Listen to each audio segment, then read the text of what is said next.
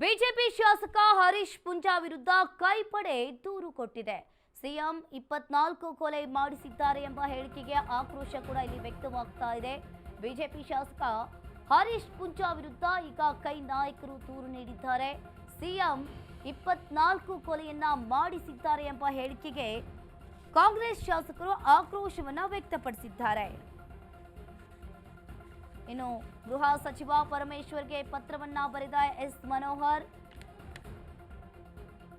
MLA ಶಾಸಕ ಹರೀಶ್ ಪೂಂಜಾ ವಿರುದ್ಧ ದೂರು ದಾಖಲಾಗಿದೆ. ಎಸ್ ಮನೋಹರ್ ಕೆಪಿಸಿಸಿ ಪ್ರಧಾನ ಕಾರ್ಯದರ್ಶಿ ಸಿದ್ದರಾಮಯ್ಯ ವಿರುದ್ಧ ಕೊಲೆ ಆರೋಪ ಮಾಡಿದ್ದ ಶಾಸಕ. ಇಲ್ಲಿ ಬಿಜೆಪಿ ಶಾಸಕ ಹರೀಶ್ ಪೂಂಜಾ ವಿರುದ್ಧ ಕೈ ನಾಯಕರು ಇಲ್ಲಿ ದೂರು ನೀಡಿದ್ದಾರೆ. ಒಂದ್ ರೀತಿಯಾಗಿ ಸಿಎಂ ಇಲ್ಲಿ 24 ಕೊಲೆಗಳನ್ನ ಮಾಡಿಸಿದ್ದಾರೆ ಎಂಬ ಆಕ್ರೋಶವಾದ ಹೇಳಿಕೆಯನ್ನ ನೀಡಿದ್ರು. ಗೃಹ ಸಚಿವ ಪರಮೇಶ್ವರ್ ಅವರಿಗೆ ಎಸ್ ಮನೋಹರ್ ಅವರೀಗ ಪತ್ರವನ್ನ ಬರೆದಿದ್ದಾರೆ. ಹರೀಶ್ ಪೂಂಜಾ ವಿರುದ್ಧ ಒಂದ್ ರೀತಿಯಾಗಿ ಇಲ್ಲಿ ವಿವಾದಾತ್ಮಕವಾದ ಹೇಳಿಕೆಯನ್ನ ನೀಡಿರುವಂತದ್ದು. ಸಿಎಂ ಬಗ್ಗೆ ವಿವಾದಿತ ಹೇಳಿಕೆ, ಬಿಜೆಪಿ ಶಾಸಕ ಸೈಲೆಂಟ್ ಆಗಿದ್ದಾರೆ. ಧರ್ಮಸ್ಥಳದ ಎಸ್ಐಟಿ ವಿಚಾರವಾಗಿ ಹರೀಶ್ ಪೂಂಜಾ ಈಗ ಮೌನ.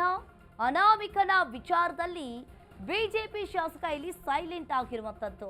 ಅತ್ತ ಬಿಜೆಪಿ ನಾಯಕರ ಹೋರಾಟ, ಇತ್ತ ಶಾಸಕರು ಮೌನರಾಗಿದ್ದಾರೆ. ಸಿಎಂ ಬಗ್ಗೆ ವಿವಾದಿತ ಹೇಳಿಕೆಯನ್ನ ನೀಡಿದ್ದ ಬಿಜೆಪಿ ಶಾಸಕ ಹರೀಶ್ ಪೂಂಜಾ, ಧರ್ಮಸ್ಥಳದ ಎಸ್ಐಟಿ ವಿಚಾರವಾಗಿ ಹರೀಶ್ ಪೂಂಜಾ ಮೌನರಾಗಿದ್ದಾರೆ.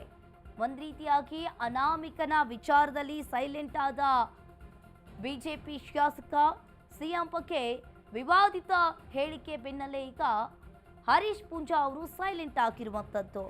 ಬಿಜೆಪಿ ಶಾಸಕ ಹರೀಶ್ ಪೂಂಜಾ ವಿರುದ್ಧ ಕೈಪಡೆ ನಾಯಕರು ಕೂಡ ಆಕ್ರೋಶವನ್ನ ವ್ಯಕ್ತಪಡಿಸ್ತಾ ಇರುವಂತದ್ದು. ಸದ್ಯ ತೂಗುಗತ್ತಿಯ ಕೆಳಗೆ ನಡೀತಾ ಇರುವ ಬೆಳ್ತಂಗಡಿ ಶಾಸಕ.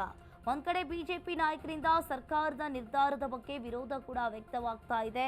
ಇನ್ನೊಂದ್ ಕಡೆ ಈ ವಿಚಾರದಲ್ಲಿ ಬೆಳ್ತಂಗಡಿ ಶಾಸಕರಾದಂತಹ ಹರೀಶ್ ಪೂಂಜಾ ಅವರು ಸೈಲೆಂಟ್ ಆಗಿದ್ದಾರೆ. ಹಾಗಾದ್ರೆ ಧರ್ಮಸ್ಥಳದ ಎಸ್ಐಟಿ ವಿಚಾರವಾಗಿ ಹರೀಶ್ ಪೂಂಜಾ ಇಲ್ಲಿ ಮೌನವಾಗಿರೋದಕ್ಕೆ ಯಾಕೆ? ಅನಾಮಿಕನ ವಿಚಾರದಲ್ಲಿ ಬಿಜೆಪಿ ಶಾಸಕರಾದಂತಹ ಹರೀಶ್ ಪೂಂಜಾ ಅವರು ಸೈಲೆಂಟ್ ಆಗಿರುವಂತದ್ದು.